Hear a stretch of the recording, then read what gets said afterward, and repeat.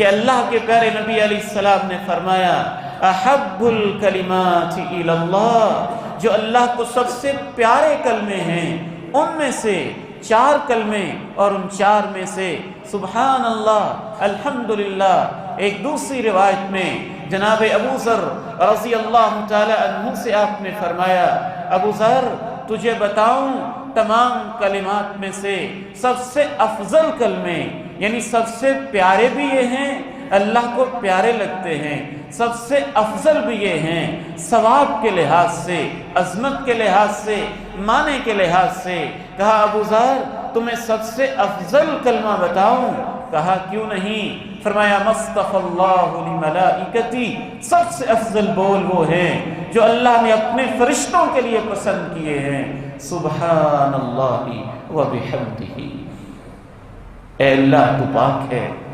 تعریفیں تجھے ہی صرف دیتی ہیں۔ نہ صرف یہ کہ افضل ہیں،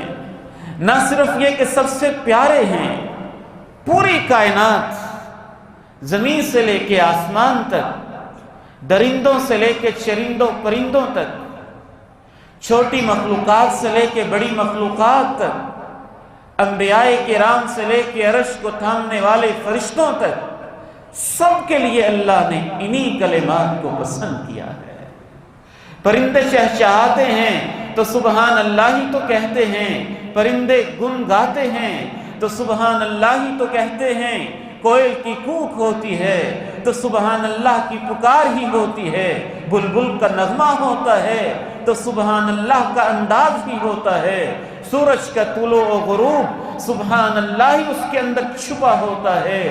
گلاب کے پھول ہوں یا چنبیلی کی پتیاں ہوں یا درختوں کی جھکی ہوئی ٹہنیاں ہوں یا نہروں کا بہتا پانی ہو یا سمندروں کے چشمے ہوں، جب وہ بہتے ہیں تو سبحان اللہ ہی تو کہتے ہیں۔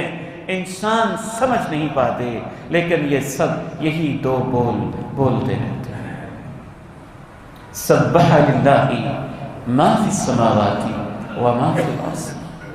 جو آسمانوں میں ہیں جو زمینوں میں ہیں سبحان اللہ ہی تو کہہ رہے ہیں۔ یسبح للہ ما فی السماوات و ما فی الارض، آسمان و زمین کی ہر چیز اسی کی تسبیح تو بیان کر رہی ہے۔ وَإِن مِّن شَيْءٍ إِلَّا يُسَبِّحُ بِحَمْدِهِ وَلَٰكِن لَّا تَفْقَهُونَ تَسْبِيحَهُم، کائنات کی ہر چیز سبحان اللہ الحمدللہ پکار رہی ہے لیکن تم ان کی تسبیح کو سمجھتے نہیں ہو۔ سب سے پیارے بھی یہ، سب سے افضل بھی یہ، کائنات کے لیے منتخب کردہ کلمات بھی یہ، فرشتوں کے لیے پسند کردہ کلمات بھی یہ۔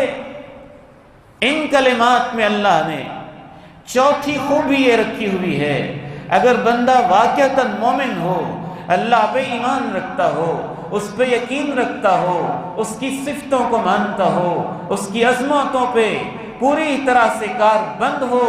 توحید والا ہو، عقیدے والا ہو، ایمان والا ہو، تو سبحان اللہ الحمدللہ ایسے کلمے ہیں جو اس کے لیے پریشانیوں میں حوصلہ اور ڈھارس بن جاتے ہیں۔